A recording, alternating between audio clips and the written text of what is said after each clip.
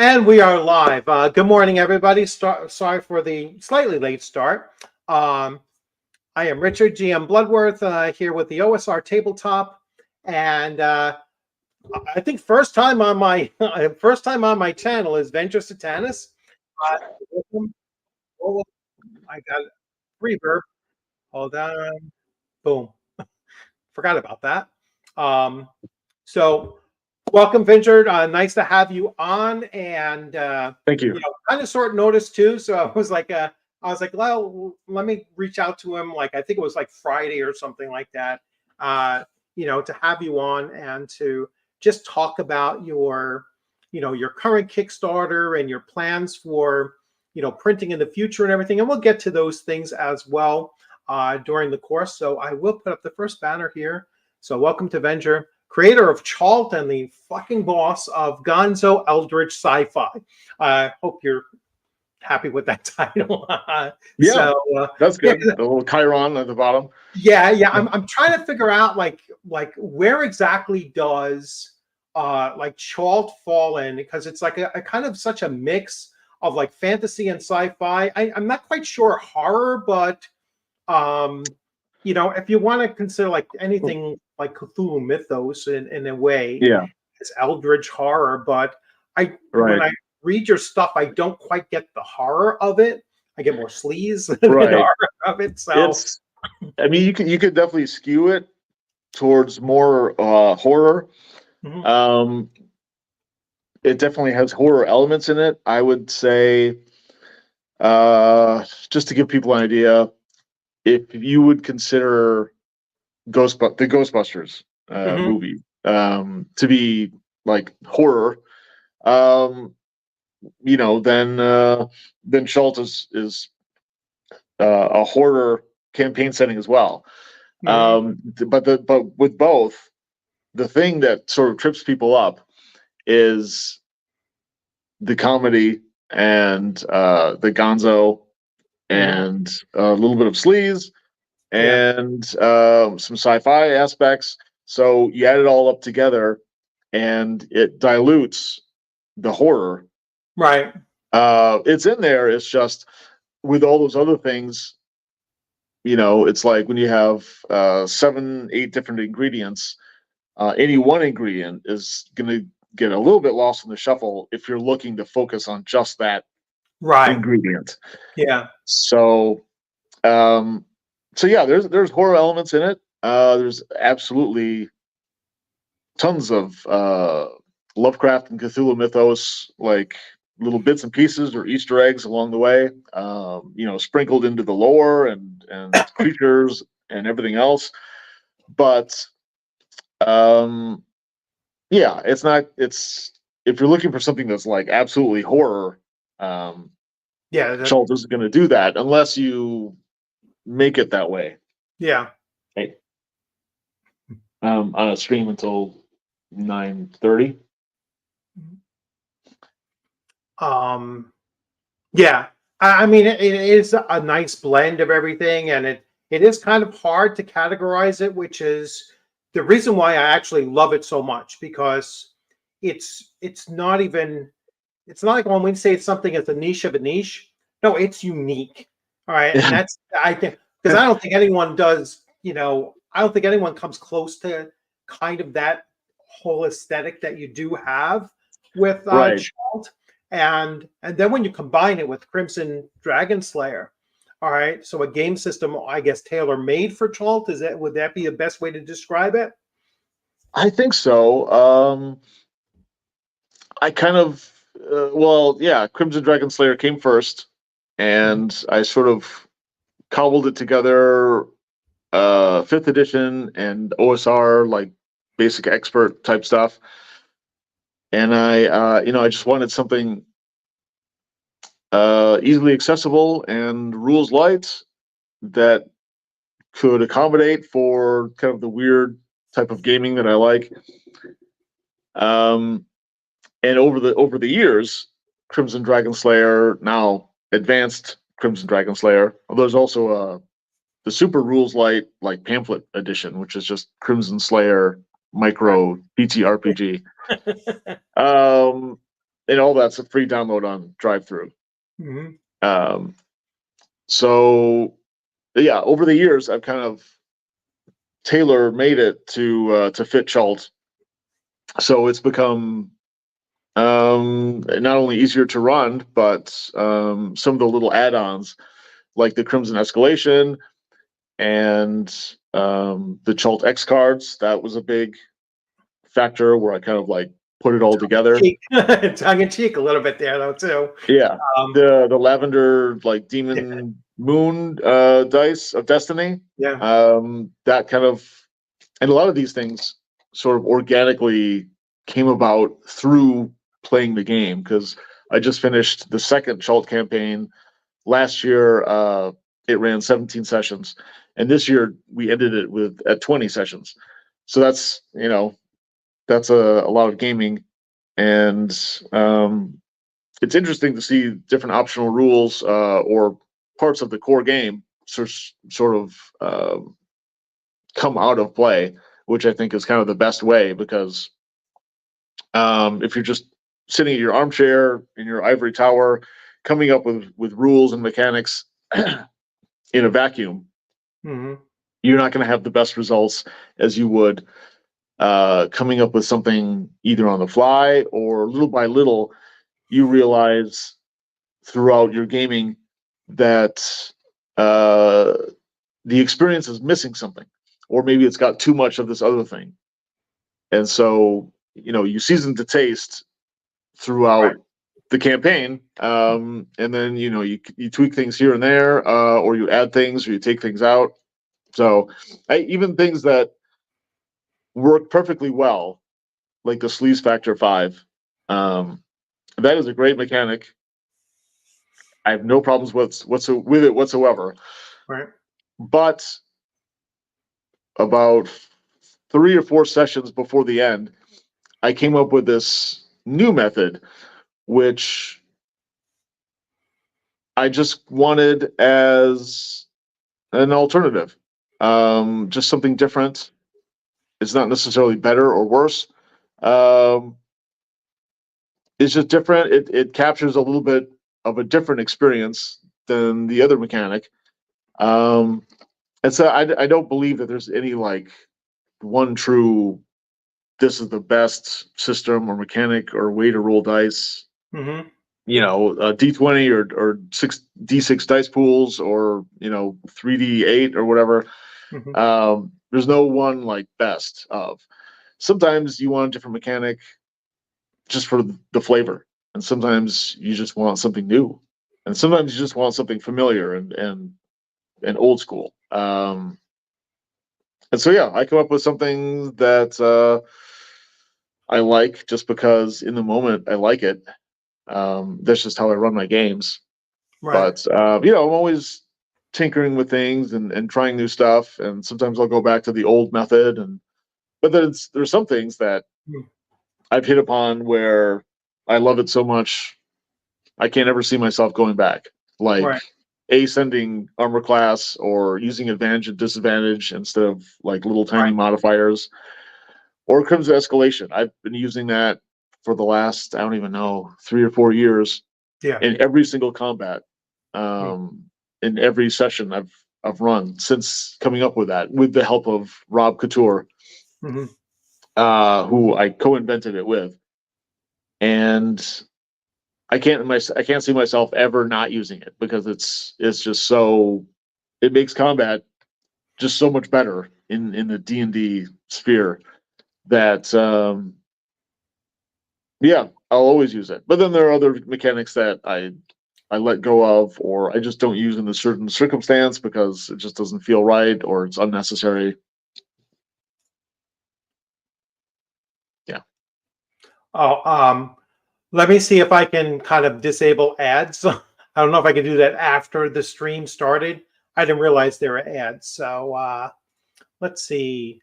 Let's see how I can do that. Do, do, do, do.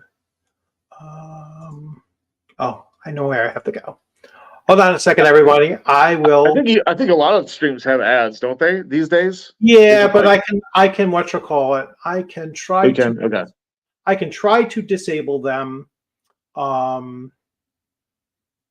Let's see.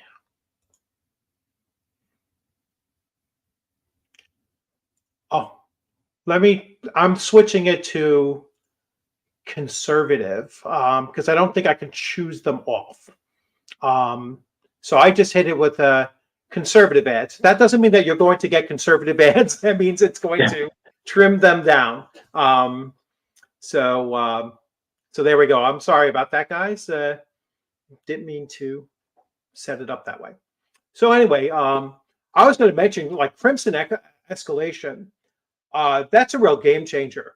I mean, that at the time that it came out and the way that it was presented and everything. And if you're not familiar with that, for my viewers, it basically takes the chance of a critical hit, and after each round, it declines it by 1, right? So at first, the first round of combat, you need to roll a natural 20, right?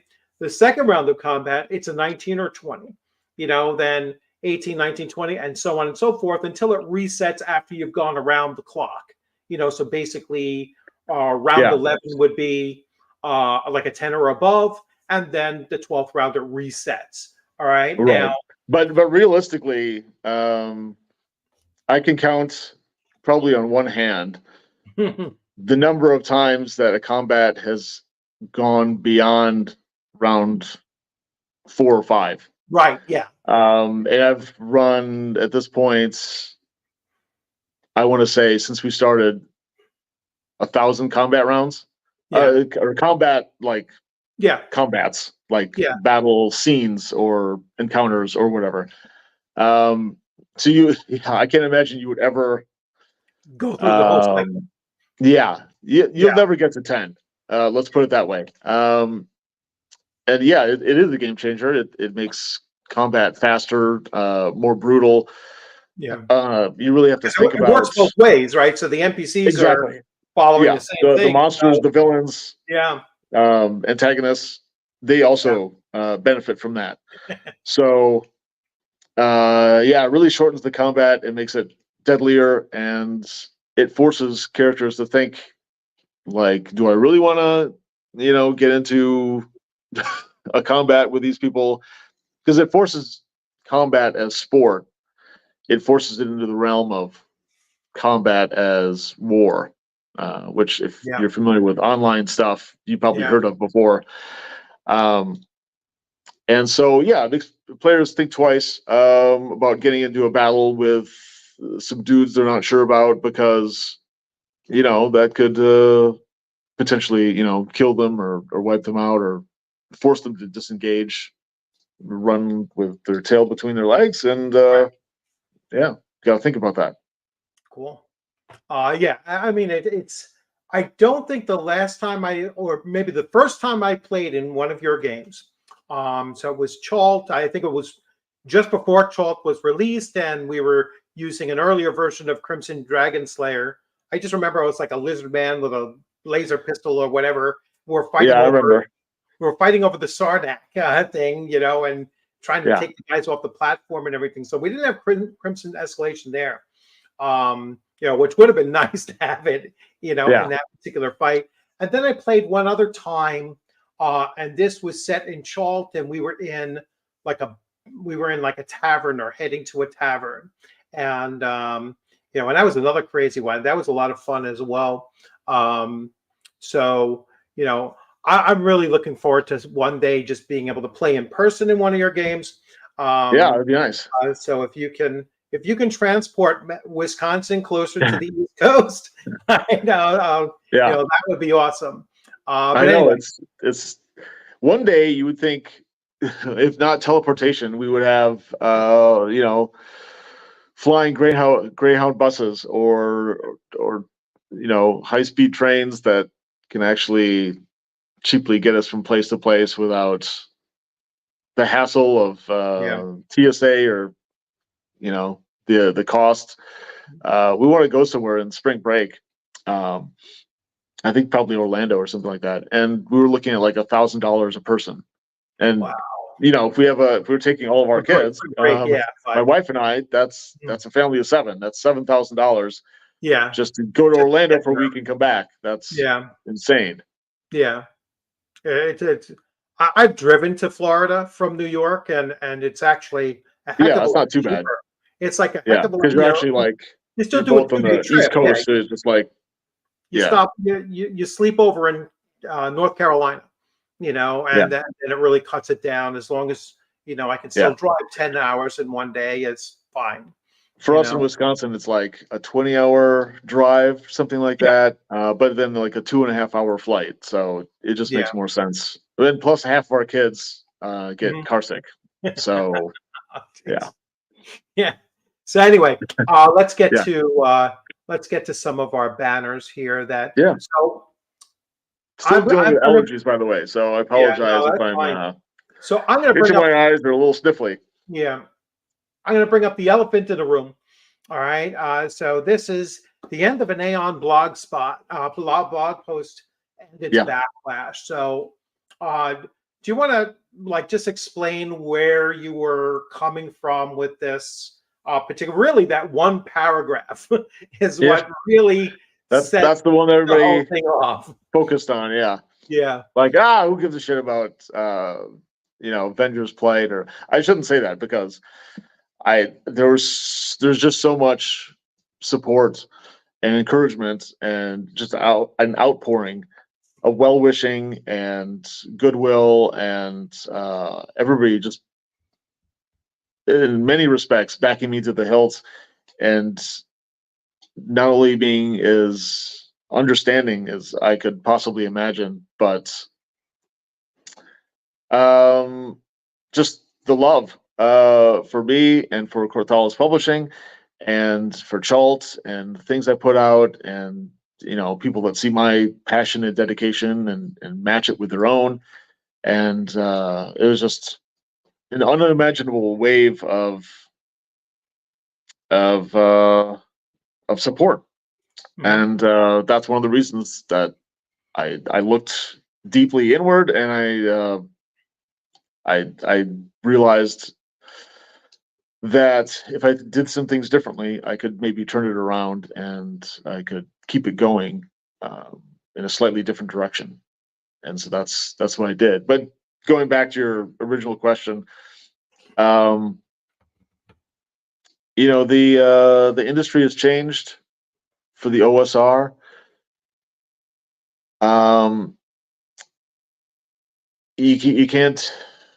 I mean, you can maybe, perhaps, but it's more difficult to just go out there with a dream and a Kickstarter and just put it out there and hope that word of mouth and people blogging about it get enough eyeballs where a project can fund, and then you can't live on that money, but you can support the project itself with Right. just a little bit left over to make it worth your while. The time and energy that goes into the project. Just because you fund a project itself, um, taking care of the overhead. What about the 100 hours that you put into it? I mean, sure, it's probably going to be a labor of love. Some of that is that's just the nature of the beast. That your time and energy and money go into something in the act of creation. But it's nice to get a little money back to recoup, the other expenses besides shipping and layout and artwork. Um, Right. the time it takes away from other businesses or side gigs or hobbies or your family. Yeah. No, when I saw the reaction before I actually read the blog spot, and then once I read the blog spot, I was like, I could see where, in some cases, I could see where there was a misinterpretation of it, um, certainly it might have been worded, a little bit more precisely or whatever, so I could see Yeah, both things. But then some of the attacks upon what you said were just from left field, and I was like, I'm Yeah. not getting where he's attacking Shadow Dark or he's attacking Kelsey Dion. What I'm seeing is that he's attacking the and you can correct me if I'm wrong, but this is how I interpreted it. You were attacking the clickiness of the hype machine, and I did some digging into that, like when I was doing my live stream, and I wanted to see how much of some of these very large YouTubers, and I don't take away from anybody doing what works for them. You know what I'm saying? It's like Yeah. I'm a capitalist. I'm a free speech advocate. I'm a whatever. I'm happy that people are able to find these little clicks and they work for them. All right. I don't begrudge anybody, to market their product. But Yeah. what I looked to see was how much do these guys support each other? And I was shocked. Like when I'm looking through, I'm like, well, who follows the other YouTube channels of these other people? And I thought I would see a complete connection across the board. All right. And I'll call out a name here in the positive. Bob Worldbuilder was the only one that was openly following some of the other channels. All right. Yeah. And they didn't even follow him back. And I'm a big proponent of reciprocity. It's like if you want me to follow you, I'll follow you. And then if I Right. see like 3-4 days later, you still haven't followed back, I'm dumping you. It's like I'm just not gonna, I'm not gonna continue giving you a boost if I'm not getting it back. And I'm not even asking you to go out and make videos here or there or anything like that. I just want to see that you're subscribed, or you're following or whatever.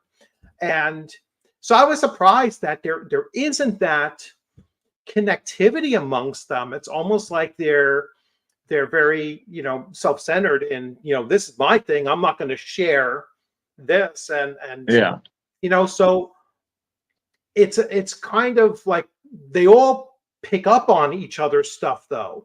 And they'll review it or do this or do that, but they leave no other connection after that. And that struck me as kind of weird that that's the way that works, with them. Yeah. And again, I'm not criticizing for it. It's just the jumping on the bandwagon. I mean, instead of saying the shadow darking of the OSR, I could have said like the Mork Borging or something like that. But Mork Borg was really popular, like I think 2 or 3 years ago. Yeah. And so a more current version of that was or is Shadow Dark. Right. And so and I think in OSR circles that's just the new big shiny thing that people would respond to. And yeah, I don't have anything against Shadow Dark itself. I've said elsewhere that from the little I've seen of the system and read reviews and things like that, and seen videos of people talking about it, talking it up for the most part, I would say it's aggressively mid. But that's all I have to say about it, I guess. It's mainstream, and that's by design. That's not at all what I'm going for. I'm kind of going in the opposite direction, so it would make sense, I suppose, that I would rail against that a little bit and that kind of thing. And it's not sour grapes, although it would, in some ways, it would be nice to live in a world where people, put their eyeballs and their gaming and their dollar bills towards stuff that was really weird and unusual, and try to do some stuff that's different and captured a different kind of fantasy or gaming experience or whatever. But no, that's not reality. Most people want something that's comfortable and vanilla. I mean, there's a reason why vanilla is a very popular flavor of ice cream.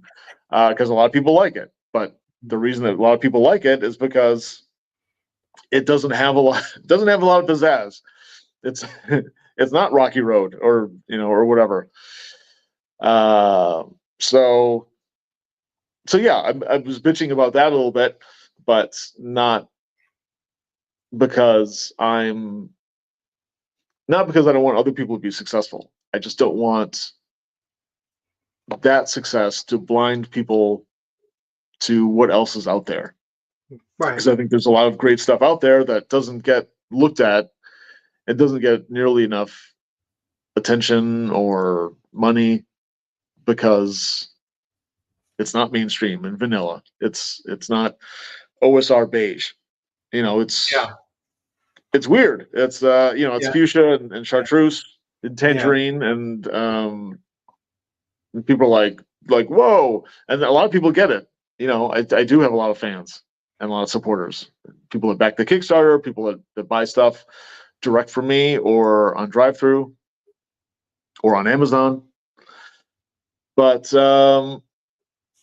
I just with the model that I was doing things with, it just wasn't enough. My support and the attention I was getting is less and less. I mean, you have to also think about it with the like I mentioned in the blog post, the politics and the culture war stuff. Like, it seemingly every year or two, my reach diminishes like more and more. I get thrown off certain forums, and then I'm not allowed on certain discords and Facebook groups and other places, and I'm getting censored here and there, and then other bloggers won't even mention me or talk about my products. I can't get things reviewed, or even be like, hey, this guy's got a Kickstarter, like check it out. So until this is where's the whole this is like what's left of my reach, and obviously that's a huge problem, especially if I'm, as you said, unique in a niche within a niche within a niche. Right. And so that's obviously a problem. That's a problem within the RPG industry. Not so much with the OSR, although there are a ton of OSR people that are very intolerant and very militant, and I would say fascistic, with them wanting to do away with anybody conservative or Republican or MAGA, Trump supporter or center right or free speech advocates or people against grooming and indoctrination and the LGBTQIAP plus agendas. Right. And so you can only work with what you got.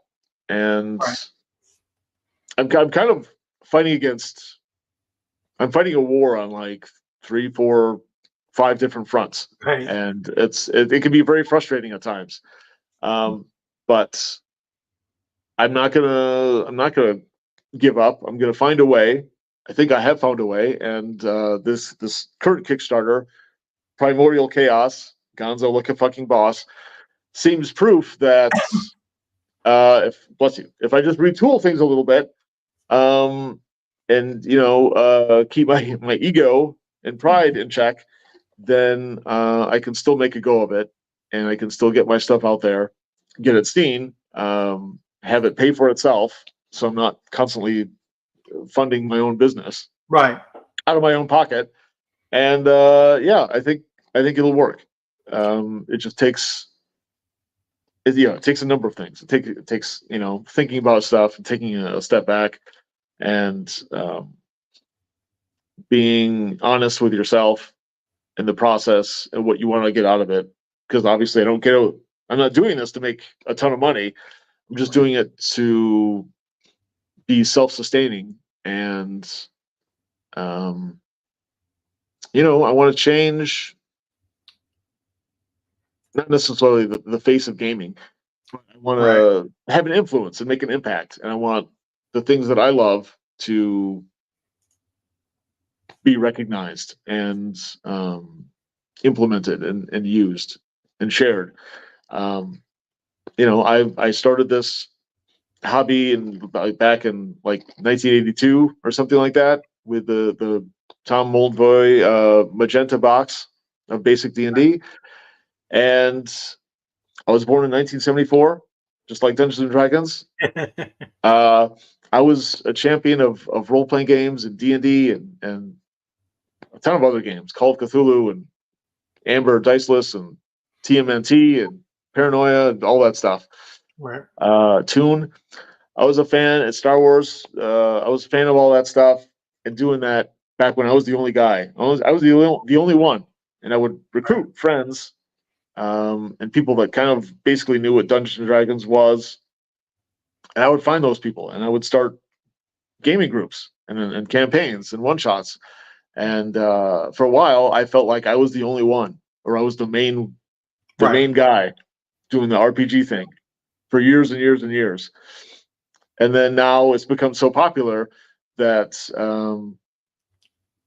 I don't know. It feels kind of isolating and weird because, and also overly crowded. Like I'm just one guy and among millions, and everybody's paying attention to the YouTubers or the big companies over there, and I don't need a lot of attention or recognition, but that's cool too.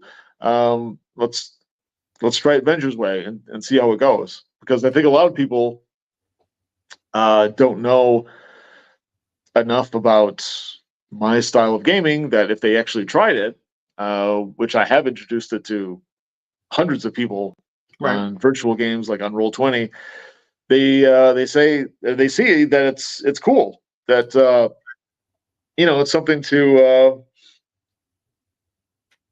it's a really different and special kind of gaming that they once they try it, they love it, and maybe they go back, maybe they don't go back, maybe they go forward with the kind of stuff that I like, which would be great for everybody, because I think we need more independent voices and creators and and choices. It's nice to have choice. You don't want just D&D and nobody else. It's good to have other options. Right. So I'm looking at some of the comments here, and actually some of these I was going to touch upon. So I'm going to shift to those now. So okay, I got about 5 more minutes, and then I got to go. So, okay. So let's get to. I'll put this one up because this was coming up. So that shift. So shifting to print on demand, especially the soft cover thing. Not that, I mean, these books are absolutely beautiful. I mean, these are some of the best quality hardcovers I've seen in a long time. They are phenomenal. I mean, with the stitch binding and everything, these are gorgeous books. And from the art, the color, I mean, they're top notch. And I'm sure that they cost a lot to produce. All right. But shifting to print on demand probably alleviates a lot of that on your part, correct? Well, it makes it possible. The other factor I had was because I got so many books originally. I ordered 2,000 Schultz books originally, which I should not have done. But Maze of the Blue Medusa and with Zach S., he did it, and he was able to sell out within 6 months. Right. And I realized that I was kind of doing something similar along the same vein. As an independent OSR, mostly like a weird fantasy mega dungeon. I did not have the same experience. Apparently, Zach, for all his faults, was way more popular than I was. I'd been doing this for several years, and I'd been making a lot of headway and some good money. And I thought that I was there at that level, especially since Zach had so many haters, more haters than I had. Mm-hmm. But no, he was able to sell out of his first print run of 2,000 books within, like I said, for 6 months. And here I am, about 6 years later, and I still have about 900 books to go. Right. And my wife, God bless her, she did not want me to do another hardcover Mm-hmm. until I had way more of the hardcovers that I still have in the basement Yeah. gone. And I thought that I thought that I could sell hardcovers here and there through direct sales, and through Kickstarters with just doing PDF sales. Right. Yeah. Yeah, and that turned out not to be the case. I would sell maybe a dozen, 15, 20 if I'm lucky books, hardcovers through the Kickstarter. And what started with selling 1 or 2 books a week, these days I'm lucky if I sell 1 or 2 a month. So that 900 books, that's just the first one, and then I still have maybe like 500 books of number 2, and then like 200 books of the third one left. So yeah, from that perspective, with one hand tied behind my back, with I can't produce like another hardcover until Right. the other hardcovers are gone, or at least the stock is way down. That made it hard because I keep releasing things, and I can only do PDFs because I can't do another hardcover because I have all these other hardcovers. So, and I didn't want to go back to print on demand, but then, like I said, after that original blog post where I said that I was kind of forced into quitting. Right. I didn't have much choice, but then I was like, well, if it's between print on demand, which I'm not in love with, but it is what it is, or not publishing anything at all, then I'd rather do print on demand so I could keep doing this. And that's where I'm at now. So through the Kickstarter, you can get Primordial Chaos as a print on demand soft cover, but also the Chult Experience, designing worlds like a fucking boss. Yeah. Advanced Gaming Master like a fucking boss, game mastering. And then I also want to do Yeah. I'm actually going to put that up there. the Advanced Crimson Dragon Slayer, because the game has been out, that version of the game, for like years now, and really there's no excuse why I don't have like a softcover version that people can get from Amazon or wherever. So I'm going to do that too. The Advanced Crimson Dragon Slayer book that will come with Chult Ascended, because that's like special abilities and feats and stuff like that. I might include a couple other like smaller PDF releases like Crimson Escalation and Gilded Die of Satanis and the Chult X cards. So I'll bundle all that into another softcover. So there's going to be 4 print-on-demand softcovers that were previously unreleased, and you can get all of them through the Kickstarter. So hopefully people do that. Yeah, there's like 40 some hours left, so not too much time. If we could get 7,000, then that hits, I think, the first stretch goal, and then we can get a truncated version of the Chult digital comic, Lavender Moons of Chult. I already started the first issue of that with the artist Jay Tanaka. He's done a great job. He did a great job with the first Chult digital comic, Under Fuchsia Skies, and that was very well received. And so, kind of wanted to do that again to sort of like build up the world and give people more stories created in the world of Chult. So, Right. Yeah. Now I've heard like I've seen some comments where people are saying, well, if you opened up Chalt and paired it up with other game systems, that might attract more to it. But when I'm looking at it, like Crimson Dragon Slayer, if it's really designed for Chalt, at least in my opinion, it certainly is. And when you see the way that the two work, um, you would have to use a very stripped down version of something else in order to kind of mesh with it. Right. So I'd rather see Crimson Dragon Slayer out there more, and people actually Yeah. using that system, whether it be for Chalt or something else.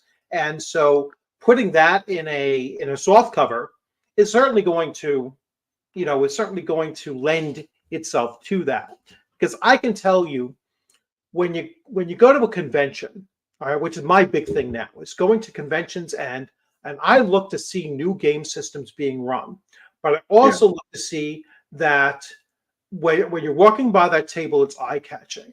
You know what I'm saying? And if I walk by a table and I see that the game master is sitting there with a PDF, you know, it's like, to me that's half-assed, Yeah. and it's like I'm not going to take an interest in playing in that game for Right. certain or whatever. So if I'm I sitting know, at and I love physical media myself. yeah, I don't generally stream, or I never buy the digital rights, or I don't even know how you would go about doing that. I would have to figure out how to watch a movie, like on Amazon or some other website.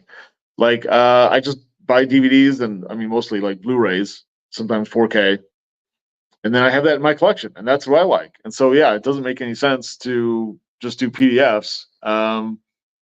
Originally I wanted to be able to bundle up some of these smaller PDFs into like book 4, or a separate hardcover, um, for I thought at one point, like, oh, maybe I'll take How to Game Master Like a Fucking Boss, and then Advanced Game Mastering Like a Fucking Boss, and I'll put them together, maybe with some other stuff, and make it like its own hardcover or something like that. But um, just just having too many hardcover books in the basement, and my wife being upset by that,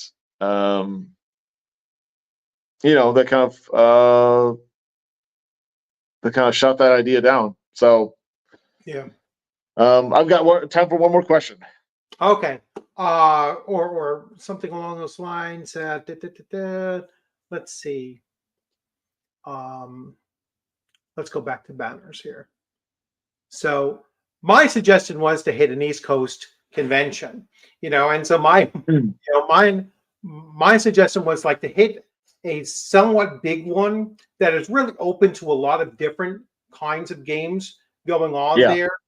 So my suggestion was like Philadelphia Area Game Expo in 2026, because 2025 is just January. It's kind of Yeah, it's too coming. close, but but Yeah, if I plan for 2026, I could definitely plan for one or two gaming conventions off the beaten path, and by that I yeah, mean outside of Wisconsin. yeah, Um, yeah, something on the East Coast would be great. The North Texas one, I've always wanted to go to that. That seems really cool. yeah, I hope people come to VengerCon, because we're doing it again next July. That's going to be VengerCon 4. It's going to be another week or so before I make the big splash page, right, landing page for on the whatever site that is, tabletop experiences. Because I don't have the artwork yet, so that's what I'm waiting on. Because I wanted the same artist that did for 2 and 3 to do 4, so it kind of looks, I don't know, coherent, kind of like the Iron Maiden, like Eddie, or like the skull guy on for Megadeth. Like, I want the same artist to like keep doing it if he can. And so yeah, just waiting on that, but should be another week before that's up. And then I can let everybody know about that, and hopefully people will sign up. If I can get 50 attendees, that'd be great. So, and then I break even with that, which yeah. is Well, fantastic. the thing, like, because I go to small cons, and I went to a small convention 2 years ago that was less than 30 people. All right, and then last year it was about 50. And this is their like fourth year of running it. So and then another one was like 70 or 80, and now it's, there it's around 115, 120. Philadelphia went from like 300 to, I believe they're projecting around 600, certainly doubled. Wow. That one is like um, a unique one in the sense that they're pulling so many known people to it, Mhm. from like Frank Yeah. Menzer and Jeff D, and all of these old school people are going there, and artists and creators and whatnot. Great set of vendors and everything as Yep. well. That's just, and it's exploding. And with all of the Yeah. special guests that they have, it's just exploding. And I can see that if they want to become like the East Coast, Gary Con, to put it, Right. because it's not quite a Gen Con, probably never will be, or Yeah. not for at least another 10 or or more years. But that's pretty much the case. That I think that hitting one of those cons, and North Texas is another great con. I mean, I wish I could get out there, but again, that's an airfare thing. It's like flying, Yep. and it's just such a fiasco to fly, Yeah. especially at Kennedy Airport. It's just it's almost not worth the fact, even if the airfare is cheap. It's just such a hassle to fly Yeah. out of big airports. But listen, I know you have to go, and I'll probably stay on for a little bit more just to talk and show some of the stuff that you have out there. I'll go over your Kickstarter with everybody Cool. so they can check that out, and then I'll pretty much wrap it up there. I am going to do. Let me do this real quick. That is not what I wanted. Let's see. Go back to channel content. Let me do a giveaway while you're on. While you're on here. And sorry about this. I That's okay. was, let's go here, and let's go to this and membership gifting. And there we go. So there goes 5 of my free memberships. So this allows you to become a member on the channel, and for a month for free. And that will give you access to a whole bunch of things. I always forget who it actually lists receive them, or comes after a moment or so. Let's see. No, didn't do it. I always forget who it lists. It'll put it someplace. It'll list someplace. So Yeah. 5 people are going to get it. All right. Okay. Venger, All right. thanks a lot. You And too. I will continue this rolling for a little bit and share Okay. some of that stuff. You have a good one. You too, man. See ya. All right. Take it easy. All right, everyone. So there we go. Oh, so you can see them. So yeah, that's so weird. I can never see who got them. But that's cool. If you got one, please let me know. I think it does it on the original. There it is. So let's see. Psycho.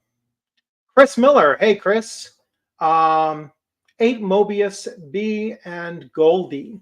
So and one, it's just Chinese characters. I'm not sure who that is, but cool. Well, congrats to everyone. So let me share that Kickstarter real quick, and go over it with you all. So share screen and go to the Kickstarter. I will wrap this up and with this here. So here is the Kickstarter, everyone.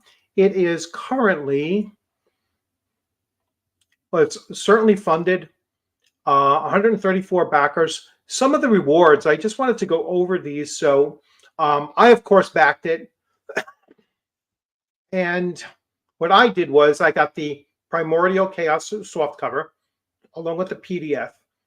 And that's $35 with the $5 shipping and handling. I also added for the glyph design, and I actually paid for 4 designs because I want UNU RPG review as went with tentacles. So I want him to create a little logo for me that I can put on a disc plate or something like that for behind me. But here are the PDFs. So Advanced Crimson Dragon Slayer print on demand. So this is going to be a print plus the PDF. So that I highly recommend. That's an awesome system to use. Rules light, and yet it has those elements of ascending armor class and hopefully the Crimson Escalation, which is like it's like a rolling higher chances of getting critical hits for both sides. That really is a game changer. Then you have the Chalt Experience POD softcover. So designing worlds like an effing boss. And then advanced GMing like an effing boss. Now you notice I am changing the I am changing the wording of it and making it a little bit cleaner. And I know I saw someone say that having that in a title is kind of off-putting for some, and that might be a suggestion. Is to you can say effing and you still get the idea. You know what I'm saying, or freaking or something like that. But I think effing would work a little bit better for him. So that's a possibility too. It's like, I don't even like to really bring it up on my channel, let alone have it on the cover and sitting at a convention with it on the, on the thing there. So that's a suggestion. That's a well taken suggestion there. So I thought I had that clicked off. Let's see some other comments that came up in there. Let's see. Also, I know Pundit ran some of your dungeons in his Last Sun campaign, and hearing the playthrough, they were awesome. Yeah, his Venger stuff is awesome. I mean, the Chalt series of books are just so well done. They're well written. They're well designed. The formatting is easy, and the books are absolutely beautiful. And it's a shame that, although that's going to be corrected now, that you didn't have the physical copy of Advanced Crimson Dragon Slayer to go along with it, and then you can utilize it there in person, and people will see it and everything like that. The other thing I would suggest to him is that he can take some of those side rules, like he has like Crimson Escalation and the Ascendants, and then anything else on there, and create a Game Master screen, all right, for it. So his little Chalt logos and everything on the back of it, and then on the front of it. If he's going to do anything physical in the future beyond just print on demand, that I think would be an awesome addition, and really make it very, very practical, useful for a Game Master screen, but also as far as a presentation is concerned, at a gaming table, whether you're at a local gaming shop or at a convention. That's certainly something that would, I think, go a long way in making it a little bit more visible, because that seemed to be his biggest thing, was that it's hard to get that visibility out there, and in some cases you have to create that visibility, and you have to make it where people are going to see it, they're going to notice it. I mean, this kind of vibrancy is going to jump right off of your table and into people's into people's view. They're going to see it right away. Hey, what is that? And again, some of the titles and everything, I get it. That could be off-putting, and you might have to put a sticker over it or whatever. But for the most part, it's I think it's just a I know we probably hate hearing or acknowledging the need for this, but to make it more palatable, a little bit more mainstream in it being accepted that way, is one of the things that can be done. But I think the step of shifting to print on demand is really a great step to take, because that is going to, I think he's going to see an increase in his sales simply for that. And I'm glad to see that happening, because there was probably a moment there or two that, in his mind, he was going to step away from publishing. And I think that would really shut down a unique voice in the hobby that I think is needed. I think it's a much needed voice to have out there. So let's see. The key difference between Venger and Halsey, as alluded in previously, he created a super narrow niche game. She created a very broad game. Yeah, and again, I don't think that he was attacking her, and I don't think he was really attacking her game. Although I think her game is not is vanilla, as he said. If I don't know if it's as vanilla as he like. I don't necessarily agree with that. I think that there's enough uniqueness to her game system as well, but it's closer to vanilla than Crimson Dragon Slayer. That's for darn sure. So if that's what he's arguing, then fine. That's certainly a valid point to make. I don't think that he was attacking her personally or her game for doing things that are, really just common sense. If you want to sell your product, you want to market your product, you're going to go to the places that's going to get it out there. His Sour Grapes, I think, was more along the lines of that it's shutting down the visibility of others that might be equally deserving. I looked at the list of the games that were up against those same awards with the Emmys, and none stood out as much as Shadow Dark anyway. So, I don't think that Shadow Dark necessarily benefited all that much from the fact that, that it got that recognition and through websites and YouTube channels and stuff promoting it. It was just a better packaged and better timed game system that's out there.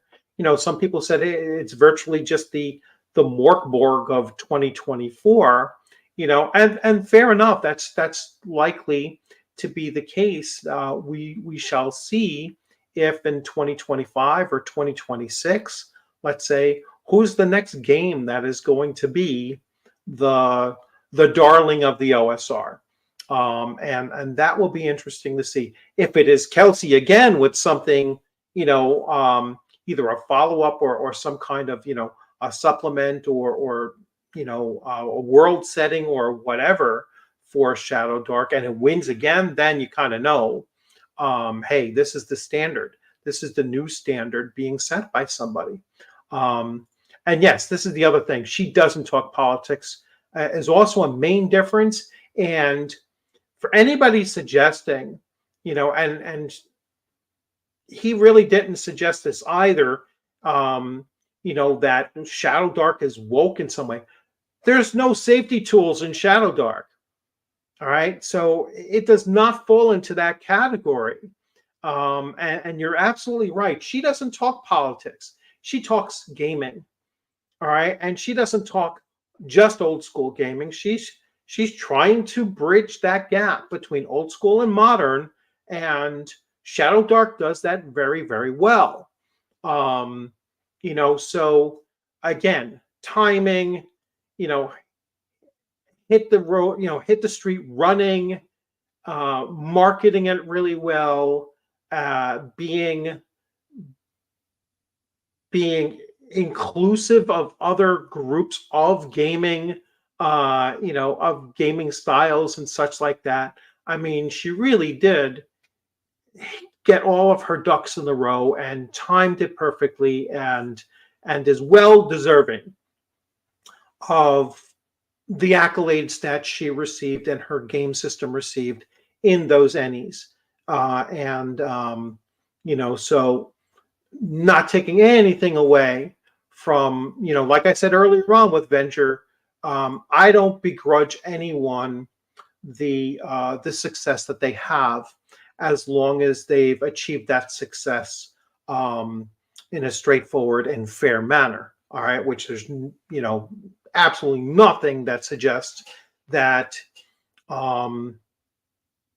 this wasn't done fair and square, and the voting wasn't done by a body. That's another really important thing to remember. The voting was done by consumers out there. The voting was done by people that are simply just fans of the hobby or whatever. And you had that multiple choice, that you have 5 or 6 different candidates in every single category. And and Shadow Dark was the only one that I really heard of for the most part. Yes, there was some Cthulhu, some Call of Cthulhu supplements and those types of things, but it was the only game system out there that I actually heard of in comparison to the others. That was a rules book.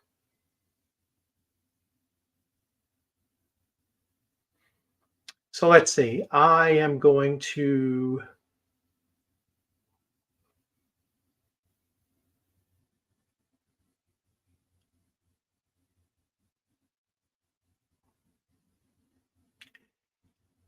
I again, it's like, it's like saying no one's stealing from Venger. It's just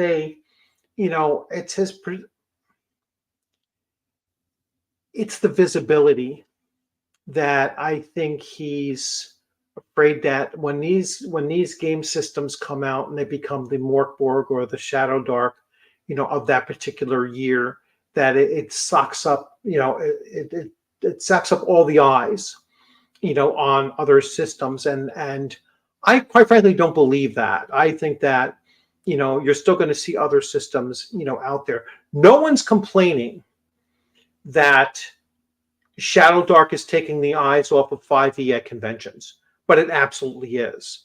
And so is Castles and Crusades, by the way. It's taking eyes at those 2 game systems over the last 2 years. First with Castles and Crusades, ever since January of 23 and the OGL crisis. Castles and Crusades has been growing at convention spaces exponentially. Old school D&D has been growing exponentially. 5e has been shrinking, and now with Shadow Dark coming out, Shadow Dark is getting 30, 40, 50 session slots at conventions now, and Castles and Crusades around the same number, if not slightly higher than that. And 5e gaming slots, other than the organized play, but I'm talking about just the free tables that you can set up games at, and schedule for, and all of that, set up your events with it. 5e has been declining amongst that. All right. And no one's crying, oh my gosh, these other game systems are taking the visibility away from 5e. I'm certainly glad that they are, to shift more towards, getting the gaming populace to start looking at other game systems. So it's kind of a weird place that he was coming from, but I think a lot of that had to do with the timing of many different events happening all at once. And so, he certainly did he put out that blog post, and it certainly generated a lot of interest, and his, his new Kickstarter did fund. So that's a good thing. But he also made some changes. He made some adjustments in shifting to a print on demand, hopefully to alleviate some of the pressure that he has with trying to produce additional hardcovers. It just makes it a lot easier to continue doing that.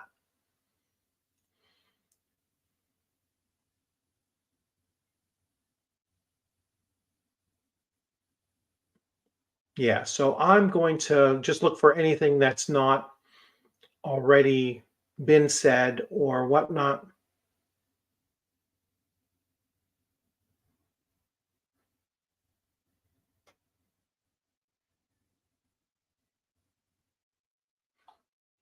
Um, yeah, so you only heard of Venger because of the blog spot. Yeah, I do really strongly recommend. I mean, you check out some of his stuff. Especially he does have free stuff on Drive Through RPG. Like I said, you can get the Crimson Dragon Slayer for free, and just check it out. I mean, it is really interesting. Or go to my YouTube channel. Even better, go to my YouTube channel and just look for the videos that I have up there, covering his stuff and talking about his things there. So that's an even better one. And actually, that'll segue myself into, if you see that little scan me tag up top in the top right hand corner, if you scan that, it will bring you to my YouTube channel, and you can subscribe and hit the alert button. And so that's a little something I've added to the things that I'm just trying to support the channel with. And it's a monthly cost to do that, but I can get up to 10,000 subscribers just scanning and joining like that. So it's well worth it. If everyone that hasn't subscribed yet, just scan that little icon up at the top, the QRC code, and join up. Let's see.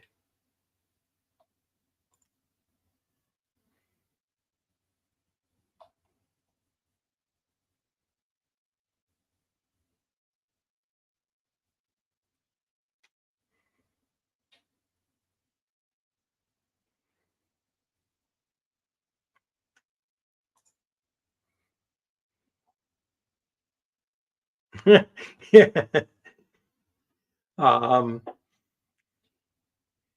yeah, there's no such thing as bloodworthing. I'm fairly certain of it. Although I do have plenty of people that lump upon me like praise that in many cases I am not deserving of.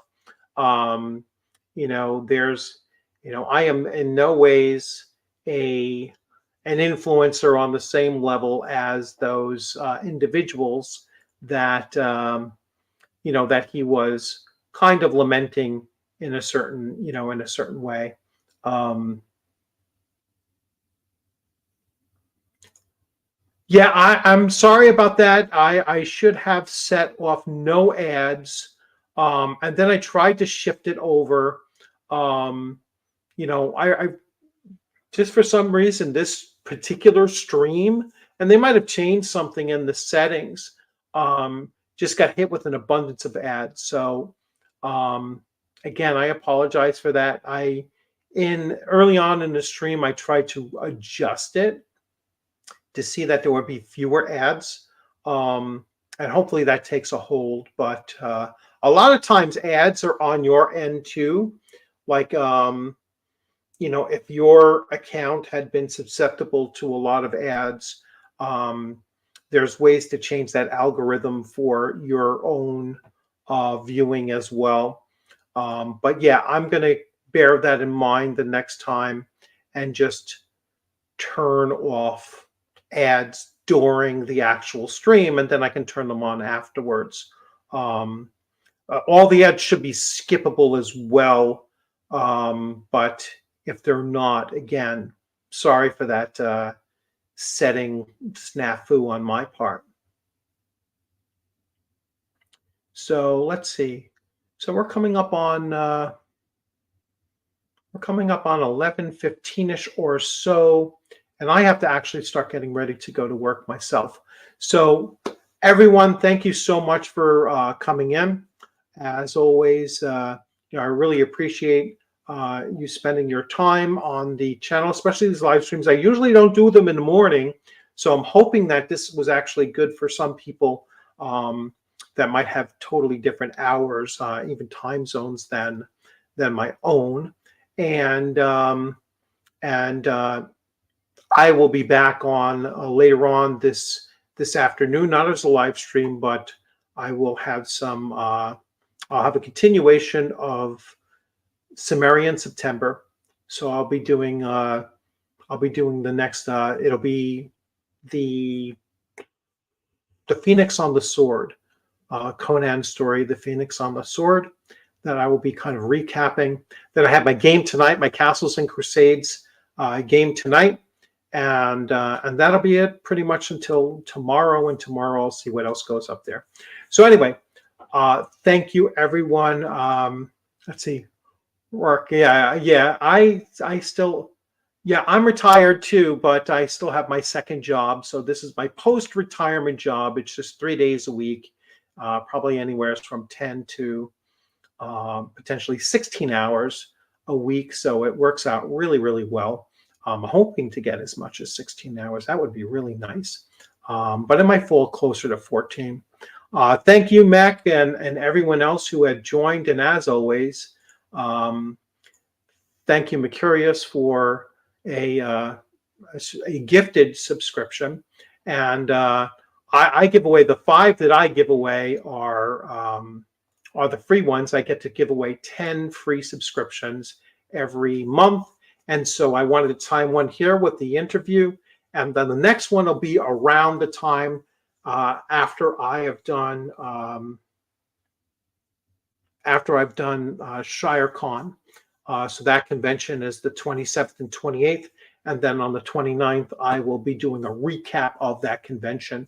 And that's when I'll give out the last of the 5 free memberships to the channel. So again, thanks everybody for popping in. If you hadn't subscribed yet, just scan the QRC and subscribe and hit the alert. And I look forward to seeing you all on a live stream, at a gaming table, or at a convention sometime soon.